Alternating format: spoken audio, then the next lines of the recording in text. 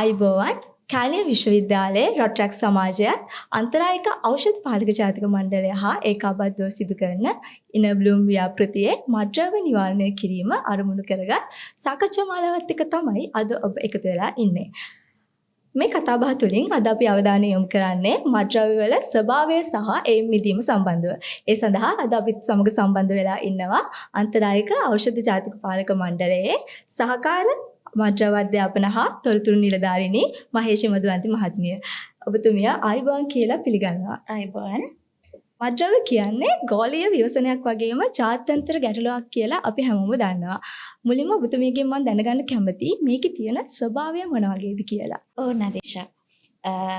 අන්තරායක ඖෂධ පාලක ජාතික මණ්ඩලය ගැන පොඩි හැඳින්වීමක් කරලා ඉන්නම්. මේකේ ගෝලීය ගැටලුවට අපි කොහොමද අපේ දායකත්වය ලබා දෙන්නේ කියන කාරණාවත් එක්ක මම මේ කතාව ඉස්සරහට අරගෙන යන්නම්. විශේෂයෙන්ම මහජන ආරක්ෂක හා පාර්ලිමේන්තු කටයුතු පිළිබඳ අමාත්‍යාංශය යටතේ තියෙන අන්තරායක ඖෂධ පාලක ජාතික මණ්ඩලය තමයි මත්ද්‍රව්‍ය නිවාරණ ප්‍රතිකාර පුනරුත්ථාපන පර්යේෂණ රසායනාගාර පහසුකම් ආදී කටයුතු ගණනාවක් ලංකාව තුළ ක්‍රියාත්මක කරනවා මේ මත්ද්‍රව්‍ය සම්බන්ධයෙන්. එතකොට අපි ඔය කිව්වා වගේම ගෝලීය ගැටලුවක්. එතකොට රටවල් අතර සමහර රටවල් මත්ද්‍රව්‍ය විශාල වශයෙන් මත්ද්‍රව්‍ය සඳහා ගන්න දේවල් වගා කරන, ඒ වගේම කෘත්‍රිමව තියෙන මත්ද්‍රව්‍ය නිෂ්පාදනය කරන රටවල්, ඒ වගේම මේක ජාලාවක් විදියට සංවිධානාත්මක අපරාධ මේ සියලු දේ එක ජාලාවක් විදියට පවතින අතරෙදි මේ ප්‍රශ්නය අපිට බලපාලා තියෙන විදිය අනුව අපි කොහොමද ඒ අභියෝගය හා තරඟ කරන්නේ, ඒ අභියෝගයට අපි මුහුණ දෙන්නේ කොහොමද කියන කාරණාවේදී අන්තරායක ඖෂධ පාලක ජාතික මණ්ඩලය සුශේෂී කාර්යභාරයක් කරනවා. එතකොට මේ ගෝලීය ගැටලුවක් මේක අපේ රටේ සමාජ ප්‍රශ්නයක් වෙලා තියෙනවා. මේ සම්බන්ධයෙන් ජාත්‍යන්තර අනපනත් සම්මුතීන් එක්ක අපි එකඟතාවය පළ කරලා තියෙනවා. විශේෂයෙන්ම අපි කියනවා UNODC United Nations Drugs and Crime Organization කියන එකත් එක්ක අදාළ කටයුතු රාශියක් ක්‍රියාත්මක කරනවා. විශේෂයෙන්ම ජුනි 26 වෙනිදා ජාත්‍යන්තර මත්ද්‍රව්‍ය විරෝධී දිනය කියන එක සමරනවා. ඒක සැමරීම ඇතුලේ අපි කතා බහ කරනවා කොහොමද මේ ව්‍යසනයෙන් අපේ රටේ මිනිසුන් දරුවන් අපේම මිනිසුන් මේ ව්‍යසනයෙන් ගලවගන්නේ කොහොමද කියන එක. ඒක ඇතුලේ ප්‍රධාන දෙයක් තමයි නිවාරණය, දැනුවත් වීම. විශේෂයෙන් මේ ගැන කතා කරනකොට මත්ද්‍රව්‍ය සම්බන්ධයෙන් කතා කරනකොට අපි දකිනවා මත්ද්‍රව්‍යට තියෙන ඉල්ලුම හා සැපයුම කියලා දෙකක් තියෙනවා. මත්ද්‍රව්‍යට තියෙන ඉල්ලුම මත තමයි සැපයුම ක්‍රියාත්මක වෙන්නේ. ඒ නිසා අපි මේ ඉල්ලුම අවම කිරීම සම්බන්ධයෙන් නිවාරණ දැනුවත් කිරීමේ වැඩසටහන් ක්‍රියාන්විතයක් තියෙනවා ආයතන සතු. එතකොට නිවාරක අධ්‍යාපන හා පුහුණු අංශය කියලා ඒක ඇතුලේ අපි සියලුම පිරිස් ආමන්ත්‍රණය කරමින් මත්ද්‍රව්‍ය භාවිතයකට යන එක වළක්වා ගන්න අවශ්‍ය කරන මැදිහත් වීම සිද්ධ කරනවා, නිවාරණ මැදිහත් වීම. එතකොට ඒක ඇතුලේ සිසු ශික්ෂා, ගුරු ශික්ෂා, දෙගුරු ශික්ෂා වශයෙන් පාසල් පද්ධතිය ඉලක්ක කරගත් මත්ද්‍රව්‍ය නිවාරණ වැඩසටහන්, ඒ වගේම තාරුණ්‍ය පාදක මත්ද්‍රව්‍ය නිවාරණ වැඩසටහන්, ප්‍රජා පාදක මත්ද්‍රව්‍ය නිවාරණ, ඒ වගේම විශාල වැඩබිම් ආශ්‍රිත මත්ද්‍රව්‍ය නිවාරණය, මාධ්‍ය පාදක මාධ්‍යකරණය ඇතුලේ අපි දකිනවා නිරන්තරයෙන්ම මත්ද්‍රව්‍ය ප්‍රචාරණ ක්‍රමවේද නිරන්තරයෙන් අහිනා දකිනවා. ඒ දේවල් සම්බන්ධයෙන් අවශ්‍ය නියාමන කටයුතු සහ දැනුවත් කිරීම කරනවා මාධ්‍ය පාදක මත්ද්‍රව්‍ය නිවාරණය ඔස්සේ. ඒ වගේම ප්‍රජා පාදක මත්ද්‍රව්‍ය නිවාරණය ආදී වශයෙන් අපි නිවාරණ මැදිහත් වීම සිදු කරනවා. ඒකම ඔබ කිව්වා වගේ මේ ගැටලුවේ ස්වභාවය අනුව අපේ රට තුළ මේක තියෙන තත්ත්වයන් හඳුනා ගනිමින් මේ පිළිබඳ පර්යේෂණ දත් එකතු කරන්න පර්යේෂණ අංශයක් ක්‍රියාත්මක වෙනවා. ඒ අංශය ඇතුලේ අවශ්‍ය සම්බන්ධීකරණය කරන අවුරුද්දට කොයිතරම් ප්‍රමාණයක් පුජ්‍යලයන් මත්ද්‍රව්‍යයට ඇබ්බැහි වෙලා තියෙනවද, ඒ වගේම සිරගත වෙලා තියෙනවද, පොලිස් අත්අඩංගුවටපත් වෙලා තියෙනවද, මේ වගේ රට තුළ මත්ද්‍රව්‍ය භාවිතයේ ස්වභාවය, ව්‍යාප්තියේ ස්වභාවය සම්බන්ධ නව මත්ද්‍රව්‍ය පැමිණීම් සම්බන්ධ ආදී කටයුතු විශාල ප්‍රමාණයක් ආයතන ඇතුලේ සිද්ධ කරනවා. විශේෂයෙන්ම අර අපි දැන් දන්නවා පොලිසිය ප්‍රමුඛ ත්‍රිවිධ හමුදාව එහෙම නැත්නම් කස්ටම් එක මේ ආයතන රාශියක් තියෙනවා මත්ද්‍රව්‍ය සැපයුම් අඩාල කරන්න මැදිහත් වෙන. ඒ අතරේදී අන්තරායක ඖෂධ පාලක ජාතික මණ්ඩල විදියට අපි මේ ගෝලීය ගැටලුව ලංකාව තුළ අපේ මේ සමාජය තුළ විසඳ ගන්න අන්තරායක ඖෂධ පාලක ජාතික මණ්ඩලය විශාල ක්‍රියාන්විතයක් ක්‍රියාත්මක කරනවා. ඔව් බොහොම ස්තුතියි. ඔබතුමිය සඳහන් කරා මත්ද්‍රව්‍ය භාවිතය කියන්නේ නීති විරෝධී ක්‍රියාවක් කියලා. එතකොට මේ මත්ද්‍රව්‍ය භාවිතය නීති විරෝධී ක්‍රියාවක් කියලා දැනත් ඇයි බොහොමයක් දෙනා මේකට ඇබ්බැහි වෙන්නේ? මොකක්ද ඔබතුමිය දකින්න විදිහට මේකට හේතුව? ඔව් මේක නීති විරෝධී ක්‍රියාවක් කියන එක අපි ලංකාව තුළ දකිනවා මත්ද්‍රව්‍ය කොටස් දෙකකට එකක් නීතියෙන් බලාත්මක කරලා තියෙන. ඒ කියන්නේ නීතිගත වෙලා තියෙන මත්ද්‍රව්‍ය විශේෂයෙන් අරක්කු, ඇල්කොහොල්, දුම් වැටි කියන එක. අපි ඒවට කියනවා ගේට්වේ ඩ්‍රග්ස් කියලා. ඒ කියන්නේ දොරටු රසාගත කියන්නේ අනෙකුත් විෂ මත්ද්‍රව්‍ය වලට යොමු වීමට ප්‍රධාන වන මත්ද්‍රව්‍යයන් දෙක. එතකොට මේවා නීතිගත කරලා තියෙනවා. මේ යම් පාලනයකට යටත්ව ක්‍රියාත්මක වෙනවා. හැබැයි අනෙකුත් ඊට බාහිර අන්තරායක ඖෂධ කියලා සැලකන නීති විරෝධී මත්ද්‍රව්‍ය සම්බන්ධයෙන් තමයි අන්තරායක ඖෂධ පාලක ජාතික මණ්ඩලය ක්‍රියාත්මක වෙන්නේ. එතකොට දුම්වැටි සම්බන්ධයෙන් අපි කතා කරනවා දුම්කොළ ආශ්‍රිත නිෂ්පාදන සම්බන්ධයෙන් නාට ආයතන එහෙම නැත්නම් දුම්කොළ හා මද්‍යසාර පිළිබඳ ජාතික අධිකාරිය ඒ වගේම සුරාබදු දෙපාර්තමේන්තුව මේ වගේ ක්‍රියාත්මක කරන නමුත් අර නීති විරෝධී මත්ද්‍රව්‍ය සම්බන්ධයෙන් කටයුතු කරන රාජ්‍ය ආයතනයේ විදියට අපි නදීෂ අහුව ප්‍රශ්නට උත්තරයක් විදියට කෙටියෙන් කිව්වොත් මේවා නීති විරෝධී බව දැනම ඇයි පාවිච්චි කරන්න කියන එක. නමුත් මේක නීති විරෝධී බව දැනගෙනම අපි නීතියට බය කියන එක විතරක් නෙමෙයි. මේක විශාල අර ගැඹුරින් අපි කතා කරන්න ඕන දීර්ඝ සාකච්ඡාවක් වෙයි. එහෙම නෙමෙයි. කෙටියෙන් පැහැදිලි කළොත් මේ දැන් පාසල් වයසේ දරුවෝ මේක පිළිබඳ තියෙන කුතුහලය නිසා ඒගොල්ලෝ අත්හදා බලන්න කැමති, අනුකරණය කරන්න කැමති. ඔන්න ඔය කාරණා නිසා තමයි මේක අර එක්ස්පෙරිමන්ට් කරන කාලේ චුට්ට බලන්නේ. මොකද ඒ වයස් කාණ්ඩේ එහෙමනේ. යාළ කැමති අලුත් දෙයක් මේ බලන්න මොනවද කියලා. මොකද මේ අපේ පරිසරයෙන් මේ මීඩියා වලින් එක තැන් වලින් තමයි දරුවෝ මේ අලුත් දේවල් හොයන අය දේවල් එකතු කරගන්න. එතකොට එයාලට ඇහෙන දකින දේවල් ඔය වයසේදී හරි ආසයි අත්හදා බලන්න. මොකද අර ඉස්කෝලේ අර ඉන්නවනේ පන්තියේ ඉස්සරහම පෙළියේ යාළුවෝ ටික මතක ඇතිනේ. ඒගොල්ලෝ කොහොමද ටීචර් කියන දේ මහනවා. කිසිම මවුලක් නැහැ. හොඳට වැඩ ටිකක් කරනවා ටීචර්ට ආදරේ. හැබැයි කනකට අහන්නේ නැති අර වචන වලින් කිව්ව පොඩ නසරාලේ ළමයිට කියන්නේ පන්තියේ පිටිපස්සේ පෙළවලට වෙන්න. ඒගොල්ලෝ කියන දෙයක් අහන්නේ නැහැ. හැබැයි ස්පෝර්ට් මීට් එක දවසට පොල්ලතු කරේ තියන් ඉන්නේ ඒගොල්ලෝ. නේ? එතකොට අර හරිම ඇක්ටිව් සහ අභියෝග වලට අභියෝග කරන්න කැමති. ඒගොල්ලෝ කවදාවත් බස් එකේ කොච්චර ෂීට් තිබුණත් ෆුට් බෝඩ් එකේ එල්ලලා යන තමයි කැමති. කොහේ හරි ට්‍රිප් එකක් යන කිව්වොත් නාන්න මෙතන භයානක එකක් එතන පැනලම් බලන්න තමයි කැමති. ඒ වගේ අර අභියෝගයට අභියෝග කරන වයස ඇතුලේ මේ පිළිබඳව ඇතිවෙන කුතුහලය අත්හදා බලන්න තියෙන ආශාව මේ දේවල් එක්ක ටික දුරක් ආවහම තමයි අර නීතිය පැත්තෙන් මේක නීති විරෝධී කියලා දැනගෙන නීතියට බයෙන්ට වඩා අන්න අර විදිහේ ක්‍රියාවලියක් ඇතුලේ තමයි පුජ්‍යලෙක් මත්ද්‍රව්‍යයකට යොමු වීම පළවෙනි යොමු වීම සිද්ධ කරගන්නේ. එතකොට ලෝක සෞඛ්‍ය සංවිධානය කියනවා දැන් වයස අවුරුදු 17ත් අතර නම් එයා පළවෙනි අත්හදා බැලීම කරන්නේ එයා මත්ද්‍රව්‍යයක් භාවිතය නැවත කිරීමේ සම්භාවිතාව තියෙනවා 67ක්. එතකොට ඒ අවුරුදු වයස 17 ඉඳලා 24 වෙනකම් මේ ප්‍රතිශතය 27යි. එතනින් එහාට අපි කියනවා පුජ්‍යලයේගේ මොලේ වර්ධනය සිද්ධ වෙන්නේ ජීව විද්‍යාත්මක කියනවා වයස අවුරුදු 25 වෙනකම් යා බයොලොජිකලි යගේ බ්‍රේන් ඩෙවලොප්මන්ට් එක වෙනවා. එතකොට අර අපි මොලේ කියනෝනේ මේ ප්‍රීෆ්‍රොන්ටල් ලොබ් එක කියලා තියෙනවනේ ඒක උස මේ තර්කණය ඒ වගේ දේවල්. ඒකට ඒවා ඔක්කොම මැචුවර්ඩ් වෙලා හැදිලා නැහනේ. එතකොට වයස අවුරුදු 25න් පස්සේ මේ මත්ද්‍රව්‍යයක් අත්හදා බලන නැවත කිරීමේ සම්භාවිතාවය 5ක් තියෙනවා. ඒකට හේතුව තමයි අර මද්‍රව්‍ය තියෙන මද්‍රව්‍යමය සාධක එහෙම නැත්නම් ජීව විද්‍යාත්මක සාධක පරිසර සාධක වගේ ඒවා හේතු වෙන්න පුළුවන්. හැබැයි අර දරුවෙක් අපේ නීතිය ඇතුළෙත් අපි කියන වයස 21කට අඩු වෙන්නේ අපේ නීතිය ක්‍රියාත්මක වෙන්නේ 11 මතිසාර සම්බන්ධිනු. එතකොට වයස එයාව මද්‍රව්‍ය පළවෙනියත් හදා බැලීමකට හරි යන වයස ප්‍රමාද කරගන්න පුළුවන් නම් නීතිය ඇතුලේ හරි ඒක එයා මද්‍රව්‍යකට ඇබ්බැහි වීමේ සම්භාවිතාව අවම කරගන්න හැකියාව තියෙනවා. එතකොට මොන දේ කළත් යන්න හිතෙනවා කියන එක අර නීතිය ඇතුලේ හිර වෙනවට වඩා වෙන්නේ මේක අර සමාජය ඇතුලේ මේක වීරකමක් මේක සෝෂල් වෙන්න බලන්න ඔබ සමාජ මාධ්‍ය දැක්කම පේනවනේ ගොඩාක් වෙලාවට අර එකම ට්‍රෙන්ඩ් එකක් දැන් අර ඒක කාන්තාවන්ට මද්‍රව්‍ය දෙන එක ගන්න ටික පොෂ් වෙන්න ටිකක් අමුතු ට්‍රෙන්ඩ් එකක් ඒකේ තියෙනවා මේක ඇතුලේ තියෙන මේ සංකීර්ණ කරුණු කාරණා ගොඩක් ඇතුලේ තමයි ඔය කියන කාරණාව අනිවාර්යයෙන්ම මේක මේ දන්නව නොදන්නව නෙමෙයි නරකයි කියලා. නමුත් එයා ඒකේ අර යම් තැනකට ගිහිල්ලා ජීවිතේ විනාශ වෙන තැනටපත් වුණාට පස්සේ තමයි එයා නැවත මේ ගැන හිතන්න බලන්නේ.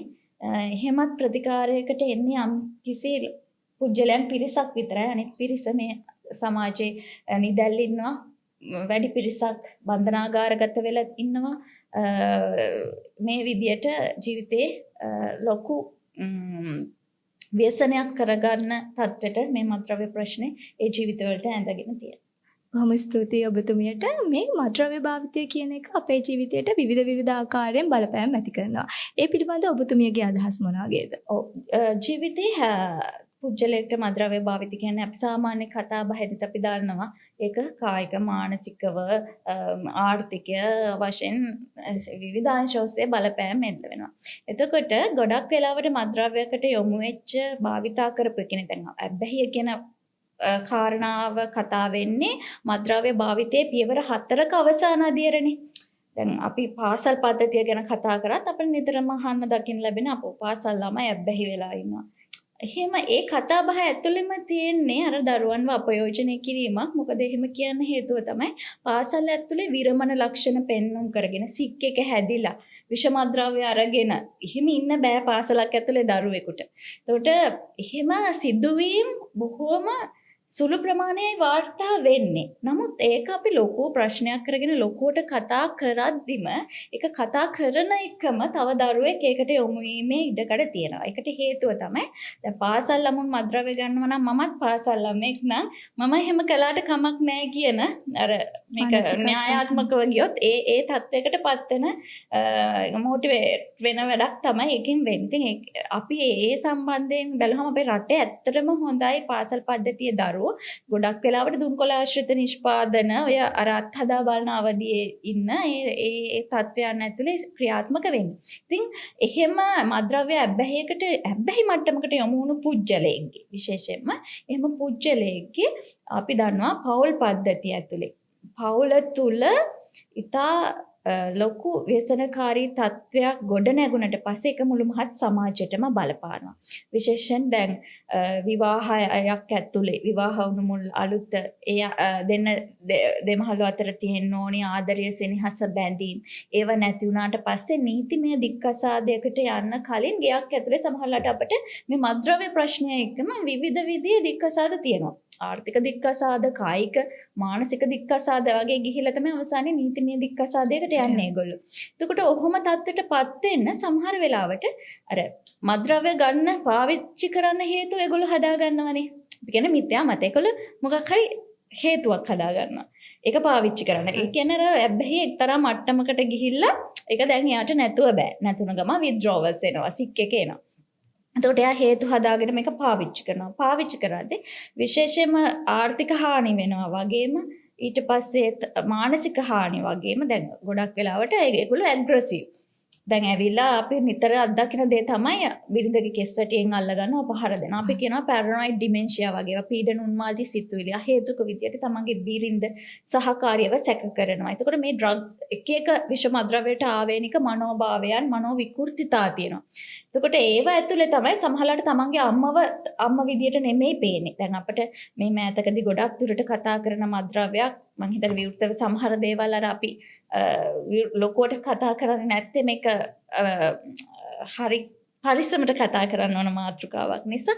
ඒකට සමහර මේ දිනවල බහුලව කතා කරන අපි කියනවා ඇම්ෆෙටමයින් එහෙම නැත්නම් මෙතැම්ෆෙටමයින් අයිස් මත්ද්‍රව්‍ය ගත්තා. ගොඩක් වෙලාවට අද අත්දකින්න දෙයක් තමයි අංගොඩ මානසික රෝහලේ වෛද්‍යතුමියක් කියනවා මේ එනවා එයා ළඟට ක්ලයන්ට්ස්ලා සාමාන්‍යයෙන් වෝඩ් එකක 5ක් 6ක් විතර ඉන්නවා මේ අයිස් මත්ද්‍රව්‍යයට ඇබ්බැහි වෙලා මානසික රෝග තත්ත්වයට පත් වෙලා. එතකොට මත්ද්‍රව්‍යයට ඇබ්බැහි වෙච්ච බව පවුලේ අය අනිත් අය හැමෝම දන්නවා. හැබැයි මානසික රෝහලට වෛද්‍යවරයෙක් ළඟට අරගෙන එන තත්ත්වයට පත් වෙන්නේ මේ ළමයා මේ තරුණයා මේ තමන්ගේ අම්මව මරන්න එනවා. ඒ කියන්නේ එයාට පේනවා එයාට හානි කරන්න විදිය කෙනෙක් එනවා කියලා. මොකද මේවට හේතු වෙන එක එක මත්ද්‍රව්‍යයට ආවේනිකව සිද්ධ වෙන මනෝ ක්‍රියාකාරීත්වයේ වෙනස්කම් තියෙනවා. ඕක අපේ තරුණ අය හදාගන්න මේක මාර ආතල් එකක් ෆන් එකක් බං මේක මාර මේක හඳේ තමයිනේ අර කියන දේවල් ඇතුලේ ඒකේ තියෙන මේ මනෝ විකෘතීන් ටික. ඒකට ඒක බෝ කරනවා තව එක්කෙනෙකුට. ඒක මුල් කාලේ ෆැන්ටසියක් මුල් කාලේ හරි ලස්සන දෙයක් විදියට එයා ඒ අර්ථ දක්වන්නේ අර මනෝ විකෘතිතාවයන් ටික. එතකොට ඒක දිගින් දිගටම යනකොට වෙන්නේ අවසානයේ මානසික රෝග තත්ත්වයට පත් වෙන එක. එතකොට එහෙම මානසික රෝගීන් තත්ත්වයට පත් වුනහම සමහරලාට දීර්ඝකාලීන බෙහෙත් ප්‍රතිකාර ගන්න සිද්ධ වෙන අවස්ථාවන් අපි අනන්තවත් අත්දකිනවා. මත්ද්‍රව්‍යයට ඇබ්බැහි වෙච්ච ගොඩක් තරුණ පිරිස් අද වෙද්දී මානසික රෝහල් වල පුනරුත්ථාපන මධ්‍යස්ථාන වලට ගියොත් ඒවයේ අති බහුතරයක් ඉන්නේ ඒ සඳහා ඖෂධ ප්‍රතිකාර ගන්න අය දීර්ඝකාලීනව ජීවිත කාලෙට. ඉතින් මේක පටන් ගන්නදිම විවිධ හේතුන් තමන්ගේ ආර්ථිකමය වශයෙන් මානසික කායික වශයෙන් වෙසන වෙද්දී මේ සියල්ල බලපානවා. එයා නියෝජනය කරන පවුල ඇතුලේ අර තමන් ආදරය කරන ආදරණීයන්ගේ ජීවිතත් විනාශ කරලා මේ මුළු මහත් සමාජයටම පිළිලයක් බවට පත් වෙන තැනටපත් වෙන්න. ඔව් බොහොම ස්තුතියි. ඔබතුමිය සඳහන් කරා මේ මත්ද්‍රව්‍ය පුද්ගලයන්ගේ මානසික සෞඛ්‍යයට බලපෑම් ඇති කරනවා කියලා. ඔබතුමිය කලිනුත් අත්දැකීම් සඳහන් කරා. මම කැමතියි ඔබතුමිය තුළ තියෙන තවත් අත්දැකීම් මොනවද මේ සම්බන්ධව තියෙන අත්දැකීම් මොනවද කියලා දැනගන්න. ඔව්.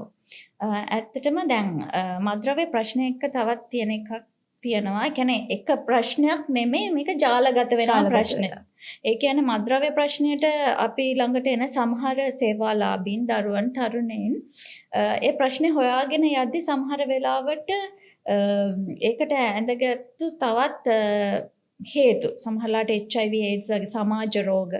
මොකද මත්ද්‍රව්‍ය ශරීරගත කරගන්න ක්‍රමවේද හරහා විශේෂයෙන් මේ එන්නත් ක්‍රමවේද මේ දේවල් හරහා රටේ ලිංගික රෝග වගේ දේවල් සමාජ රෝග වැඩි වෙන ප්‍රවණතාවයක් තියෙනවා. ඒ වගේම සෞඛ්‍ය හානි වශයෙන් කිව්වහම බහුතරයක් මානසික රෝගීන් වගේම කායිකව ගොඩක් දුර්වල වෙච්ච කායිකව විනාශ වෙච්ච උණු පුජ්‍යලයන් ඒ කියන්නේ අපේ රටේ ශ්‍රම බලකාය ඔවුන් දැන් අපි දකිනවා පිරිමි පාර්ශවය බැලුවාම දැන් 53%ක් ඉන්න කාන්තාවෝනේ වැඩි ප්‍රතිශතයක්. එතකොට යුද්ධය නිසා විවිධ හේතුන් එක්ක දැන් අර පිරිමි ප්‍රතිශතය අඩු වෙලා තියෙනවා. ඒ අයගෙනුත් බහුතරයක් මත්ද්‍රව්‍යයට යොමු කරගන්න ලොකු උත්සාහයක ඉන්නවනේ. මේක කාන්තාවන්ටත් යොමු කරගන්න තමයි අර පොඩක් බියර් එකක් හමක් නැහැ නිකන් පොෂ් වෙන්න ට්‍රෙන්ඩ් එක තමයි හැම කියන කාන්තාව ගොඩක් පිරිසක් මත්ද්‍රව්‍ය එක අර ට්‍රෙන්ඩ් එකක් කරගෙන ඒක සමාගම්වල එක්තරා දෙයක්. එතකොට සාමාන්‍ය අරක්කු සිගරට් නිසා වාර්ෂිකව 40000ක් පමණ මිනිස්සු මිය යනවා. එතකොට මේ 40000 වාර්ෂිකව මිය යන විනාශ වෙන පවුල් වල 40000ක පුජ්‍යලයන් ඊළඟ අවුරුද්දේ තව 40000ක් වුන් හොයන්න ඕනේ. ඒ වෙනුවෙන් වුන් හරි සූක්ෂම ප්‍රචාරණ ක්‍රමවේද භාවිතා කරනවා. ටීවී එක ඇඩ්වර්ටයිස්මන්ට් දැම්මේ නැති වුණාට නේ පත්‍රයේ මේවා ගැන කිව්වේ නැති වුණාට හරි ලස්සනට මත්ද්‍රව්‍ය ප්‍රචාරණය සමාජය ඇතුලේ සිද්ධ වෙනවා. එතකොට ඇල්කොහොල් භාවිතය ගැන කිව්වත් නේ මේක අපි සෙට් දැන් හවසට ගෑල්ලා මේ කියනවා මචං මේ හවස් බෝතලයක් ගනිමු කියලා. ඒක මොකද්ද කියලා හිතනවා. නමුත් පිරිමි ළමෙක් හවසට බෝතලයක් ගමු කියලා. ඒක ඇතුලේ මේක දැන් ඒ වගේ හරි මේක මේ අර මිනිස්සු වෙලාගෙන තියෙනවා. ඒක දැන් ඇල්කොහොල් මේවා ශරීරයට ප්‍රශ්නයක් නෑ. ඇයි මේවා නීතිගත වෙලා තියෙන්නේ කියන කාරණාව තව පැත්තකට එනවනේ. එතකොට ඇයි එහෙනම් අනිකුත් මද්ද්‍රව්‍ය විෂ මද්ද්‍රව්‍ය නීතිගත වෙලා නැත්තේ? එතකොට මේ කාලවකවානුව වෙනකොට තවත් මද්ද්‍රව්‍යයන් නීතිගත කරගන්න උත්සාහ කරනවා. එහෙනම් යමක් මද්ද්‍රව්‍යයක් නීතිගත වෙන්න අර සමාජයෙන් එන ඉල්ලුම හේතු වෙනවා. එතකොට මේ අනිකුත් ඒවා සමාජයෙන්ම මේ විදියටම එක්තරා පිරිසක් එක්තරා විදියකට ආපු ගමනක ප්‍රතිඵල. එතකොට ඒ වගේ අනිකුත් මද්ද්‍රව්‍ය දැන් විෂ මද්ද්‍රව්‍ය කියලා ගත්තාම ඇත්තටම දැන් පහුගිය දවස්වල අපිට අහන්න ලැබුණා අර කසිප්පු වෙන්නප්පු ප්‍රදේශයේ 8 දෙනෙක් මිය ගියා කියලා. කසිප්පු වරු. එතකොට දැන් ඒව ගැන අපි අවධානය නැති වුණාට අර එක්තරා සමාජ පාන්තිකයන් පිරිසක් මේක වින්දිතය වෙනවා. ඒගොල්ලන්ගේ ජීවන උපාය එක්තරා රාමුවකට කොටු වෙච්ච ජීවන උපායන් ටිකක් තියෙන එකේ ඒ නිසා ඒ තාත්තගේ පුතත් සමහර වෙලාවට ඒ මද්ද්‍රව්‍ය භාවිත කරනවා කසිප්පු කරනවා බිස්නස් කරනවා ඒ දින. අපි නොදකින පැතිකඩක් ඉන්නවා නොදකින මාරෙක් ඉන්නවා. එතකොට දැන් සමහරලාට හිතනවා මේ ඩ්‍රග් එක මද්ද්‍රව්‍ය තියෙන මේකේ ප්‍රතිශතාත්මකව මේකේ තියෙන හොඳ නරක ගැන එහෙම නෙමෙයි අපි නිවාරණයේදී අපි මේ සියලු දේ මේ අහිත කරයි කියන තැන ඉඳලා අපි සමාජය ආමන්ත්‍රණය කරන්නේ. එතකොට ඒවා භාවිතා කරන සමහරලාට ප්‍රචාරණ ක්‍රමවේද හරහා මේ සමහරලාට පුංචි කාලේ අර බබාලන්තේ හරි මොන හරි කාටුන් එකකින්ම තමයි කියලා දෙන්නේ පිරිමි ළමයි අඬන්නේ නැහැ කියලා සමහරලාට වැඩි හිටියෝ කියනවා පිරිමි ළමයි අඬන්නේ නැහැ පිරිමි ළමයි හැම පුංචි කාලේ ඉඳලා අර සමහර හැංගීම් දැනීම් මෙයාලව කන්ට්‍රෝල් කරනවා හැබැයි මොන හරි අර අපි වචනෙන් කිව්වොත් බූට් එකක් කෑවොත් ගිහිල්ලා බාර් එකේ බොනවා පෙන්නනවා සින්දුවෙත් එහෙම ඒක පොඩි කාලේ ඉඳලා බබාලන්තේ බබාලා කාටුන් එකේ කිරි බාර් එකට ගිහිල්ලා බොනවා. ඉතින් ඒවා ආකල්පමය වශයෙන් අර මේ මිනිස්සුන්ගේ ආකල්ප වලට දාලා ඉවරයි. එක පරම්පරාවෙන් පරම්පරාවට අරගෙන ගිහිල්ලා වගේ එකක් තියෙනවා. එතකොට ඕක ඇතුලේ කොහොමද අපි රිවර්ස් වෙන්නේ? කොහොමද අපි ඒකට විරුද්ධව? මොකද මේ මද්ද්‍රව්‍ය ප්‍රචාරණයට සූක්ෂමව විශාල වියදමක් කරනවා වගේම අපි නිවාරණයට දෙන බර එක්ක බැලුවාම ඒක ලේසි වැඩක් නෙමෙයි. මිනිසුන්ගේ ආකල්පමය වෙනස ඇති කරනවා කියන එක. ඉතින් ඒ වගේ කායික මානසික සමාජීය වශයෙන් විශාල බලපෑමක් මද්ද්‍රව්‍ය නිසා මේ සමාජයට උජලයට සිද්ධ වෙනවා. බොහොම ස්තුතියි ඔබතුමියට වටිනා අදහස් ගොඩක් ඔබතුමියගෙන් අපි දැනගත්තා. අවසාන වශයෙන් මම දැනගන්න කැමතියි ඔබතුමියගෙන් ඔබතුමියට මොකද්ද අපේ මේ සමාජයට තරුණ පරම්පරාවට දෙන්න පුළුවන් පණිවිඩය මොකද්ද? ඔව් ඇත්තටම තාරුණ්‍ය කියන්නේ හරි ලස්සන කාලයක්. අර අපි අහලා තියෙනවා සුනිල් එදිරිසිංහයන්ගේ ලස්සන සින්දුවක් තියෙන්නේ රන් සමනදයෝ පුංචි කැකුලියෝ දේ දුන්නේ නැගිලා කියලා. ඒ ගීතය ඇතුලේ හරි ලස්සනට ඔන්න ඔය තරුණ දරුවන්ගේ මානසික තත්ත්වයන් කියනවා. ඉතින් ඔයගොල්ලෝ හරි ආසයිනේ හරි නිදහස්ව ජීවිතේ ලොකු බරක් පතලක් දැනෙන්නේ හරි නිදහස් හරි සතුට ඒ හැමදේම තියෙනවා. ඒ ලස්සන ලෝකයක් හොයාගෙන යනවා. ඉතින් මතක් කරලා බැලුවොත් ඇත්තටම අම්මා කෙනෙක් ගේ අතේ එල්ලිලා ඉස්කෝලේට ගියා මොන්ටිසෝරි ගියා. හැබැයි එක්තරා කාලයක් එනවා අර අම්මගේ අත අතාරින. ඒ කියන්නේ භෞතිකව අතාරිනවා නෙවෙයි. ඔය සින්දුවේම ගීතේම කැලලක් තියෙනවා. මව් දෑතින් මිදුනාදෝ යෞවනේ මත්වීදෝ කියලා. තාත්තා කෙනෙක් අහන විදියටනේ දරුවගෙන් පුතාගේ. එතකොට එයා අහන්නේ අම්මගේ අත අතාරින කාලේනේ අම්මා හිතන දැන් එයාට ජීවිතය අරගෙන යන්න පුළුවන් අර චූටි කාලේනේ ඔක්කොලංගෙම ඉන්නවනේ කියලා. හැබැයි අත අතාරින්නම අත අල්ල ගන්නම ඕනේ වයසේ. භෞතිකව නෙවෙයි හදවතින් අල්ල ගන්න ඕනේම වයසේ. එතකොට අර මම කියවනේ යා බයොලොජිකලි යාගේ මොලේ වර්ධනය වෙලා නැහැ. යාට තීරණ ගන්න බෑ. අර හිතින්නේ දැන් ඔය කාලේ විරුද්ධ ලිංගිකයන් ගැන ආකර්ෂණය තුනහම ඒව හරි ලොකුවට හිතන නමුත් අර ගෙදර ඇතුලේ මෙන්න මේව කලමනාකරණේ දරුවට ඒක තේරෙන්නේ දරුවා කියන්නේ තාරුණ්‍ය හැටි ඒක ඒගොල්ලන්ගේ වරද නෙමෙයි. නමුත් අපිට නිරන්තරයෙන් එන අපේ ළමයි දැන් ළමයි හරි නෑ හොඳ නෑ හිම කියලා බනින. නමුත් ඇත්ත తත්වය තමයි ඒගොල්ලෝ බයොලොජිකලි ඒගොල්ලන්ගේ ජීව විද්‍යාත්මක කායිකව මානසික වෙනස් වෙන වයස කලමනාකරණය කරන්න ඕනේ. මොකද ඒ වයස ඇතුලේ ඔන්න අභියෝග කරනවා මද්ද්‍රව්‍ය කියන එකටම. මේක රට ඇතුළ සමාජ ඇතුළ කතා කරනවා මේක ලොකුකමක් වීරකමක් විදියට තියෙන පැතිකඩයන් පේන්නේ. ඔන්න ඔතනදී සමාජ තරුණ දරුවන්ට කියන්න තියෙන. ඉතින් අර එයාලගේ වෙනස් වීම එක්ක නිරන්තරයෙන් මව පියා තමන්ගේ හොඳම යාළුවෙක් එක්ක තමන්ගේ හැඟීම් දැනීම් බෙදා ගන්න, කතා කරන්න, ප්‍රශ්න කතා කරන්න. මොකද අපි කියනවා ඔය වයසේ ඉන්නේ තාරුණ්‍ය දරුවෝ ඉන්නේ විශේෂයෙන් ඔය අවුරුදු 12 ඉහළ 25 වෙනකම් අපි කියනවා ඊගෝ සෙන්ට්‍රික් තින්කින් එකක ඉන්නේ. ඒ කියන්නේ මම පොර සංකල්පේ, මම තමයි පොර, මම තමයි හැමදේම දන්නේ, අම්මා දන්නේ මොනවද, තාත්තා දන්නේ මොනවද, මම තමයි හැමදේම දන්නේ කියන එකේ ඉන්නේ. ඒ වගේම ඔක මනෝවිද්‍යාත්මක කියන ඊළඟට ඒගොල්ලන්ට තියෙන එකක් තමයි මන් දිහා තමයි මේ මුළු මහ සමාජෙම ගෑල් ළමයි බලන් ඉන්නේ මගේ දිහා හැමෝම බලගෙන ඒකනේ අර ලස්සනට කොණ්ඩ පාට කරගෙන බයික් අරගෙන කරාබු දාගෙන පාරවල් වල එහෙම ඉන්නේ ටිකක් එහෙම. ඉතින් එතකොට අනිත් අයගේ එයාගේ සම වයසේ අයගෙනුත් එනවනේ. ඔය අර ෆිල්ම් එකේ මොකද ෆිල්ම් එක බලුවා ඒ නළුවා වගේ වෙන්න ආසයිනේ. ඒ වගේ එයා කට් එක රැවුල් කට් එක ඇවිදින්නේ චුට්ටක් බයික් එකක් තියෙනවා. හැබැයි අර ඩ්‍රග් එක ගන්නව නම් ඒකත් එයා අනුකරණය කරනවා. මේ ඔක්කොම එක. එතකොට අර සම වයස අයගෙන් පොඩි මේ එකක් ලැබෙනවා මේ. ඔය අර නළුවා වගේ. දැන් පොඩි ඒක දැන් එයාට කන්ටිනියු කරන්න හිතෙනවනේ. එහෙම. එතකොට අර ඒ වගේ මෙයාට තුන්වෙනියට යට හිතෙන දෙයක් තමයි මටත් මගේ සෙට් එකේ යටත් මුකුත් කරදරයක් වෙන්නේ නැහැ. අපි පොරවල් අපිට පුළුවන් අපි මෙහෙමයි කියලා. ඒකනේ බයික් එක තව තනි රෝදෙන් යද්දි ඔය මදි තවත් බයික් එක රෝද උස්සන්න කියලා. ඒ වගේ අර ඒ චැලෙන්ජස් හරි ලොකුවට ගන්නෙ නෑ ජීවිතේ. තාත්තා පාර අයිනෙන් බයිසිකලේ පදගෙන යනකොට අර මේ මොනවද ගෑල්ලාමෙකුට විසිල් එකක් ගහගෙන නේ. එහෙම ඒ වයස. එතකොට තාරුණ්‍යයි. ඒක හරි ලස්සනයි. හැබැයි ඒකට උදව් කරන්න වැඩිහිටියෝ දෙමව්පියෝ ඉන්න ඕන සහ මං හිතන්නේ ඔය වයසේ තරුණ දරුවෝ ජීවිතය ගැන මේ පේන ලෝකෙට එහා ගිය යථාර්ථවත් ලෝකයක් ඇත්ත ලෝකේ තියෙන කටුක බව ප්‍රශ්න ඒ ඔක්කොම එක ඒ සුන්දරත්වය අත්විඳින්න නම් මේ බොරු දේවල් හොයන්න නෙමෙයි ඇත්ත ජීවිතයේ යථාර්ථය හොයාගන්න ඕනේ.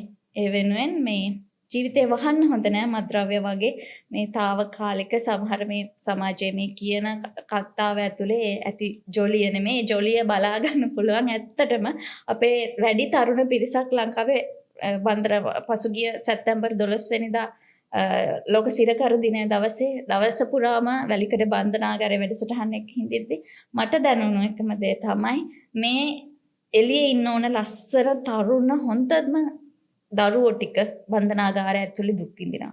ඒක තමයි යථාර්ථය. ඉතින් ඒ තැනටපත් වෙච්ච විදිය ගැන කතා කරද්දී ඇත්තට මේගොල්ලෝ පසුතැවෙනවා. කොහොමද දැන් නැවත ඒගොල්ලෝ ජීවිතේට යන්නේ කියන අභියෝගය ඒගොල්ලන්ට තියෙනවා. මොකද අපේ සමාජයේ එහෙම කෙනෙක් නැවත සමාජයට ආවම පිළිගන්නේ නැහැ. ඒක ලේසි පහසු වැඩක් නෙවෙයි. අපි කොහොමත් ප්‍රතිකාර පුනරුත්ථාපන ක්‍රමවේදය ඇතුලේ අර මිනිස්සු බලාපොරොත්තු වෙනවා මැෂින් එකක් ඇතුළට දැම්මහම එළියට එන්නේ වගේ අර මධ්‍යස්ථානයක් ඇතුළට දැම්මම එහෙම හොඳ නෑ. ඒක බොහොම සංකීර්ණ ක්‍රියාවලියක්. ඊට වඩා පහසු ලේසි නැහැ. ඒක අනිවාර්යයෙන්ම මේ මිනිස්සු බලන විදිය වෙනස් වෙන්නේ නැහැ. ඒතකොට ඒ සමාජයේ මේ තියෙන තත්වයන් එක්ක මෙහෙම දෙයකට නොයා ඉන්න තරමට පෞරුෂය ශක්තිමත් කර ගැනීම තමයි තාරුණ්‍යයට කියන්න තියෙන්නේ. ඔව් අපි හැමෝටම අවශ්‍ය වෙන්නේ මත්ද්‍රව්‍ය වලින් තොර මානසික සෞඛ්‍ය සම්පන්න සමාජයක් ගොඩනැගීම. ඉතින් අවසාන වශයෙන් කියන්න කැමති අපි වැටෙන්න පුළුවන්. හැබැයි නැවත නැගීමේ ශක්තිය තියෙන්නේ අපි තුලම තමයි. ඉතින් නැවත වතාවක් අපි අවසාන වශයෙන් ස්තුතිවන්ත වෙනවා. මෙච්චර කාර්යබහුල අවස්ථාවකදී අපේ ආරාධනය පිළි අරගෙන මෙතෙන්ට පැමිණි මහේෂ් මදුවන්ති මහත්මිය ඔබතුමියට නැවත වතාවක් ස්තුතියි. ඉතින් තවත් මේ වගේම සාකච්ඡා මාලාවකින් හමු වෙන බලාපොරොත්තුෙන් අදට අපි සමුගන්නවා. සුබ දවසක්.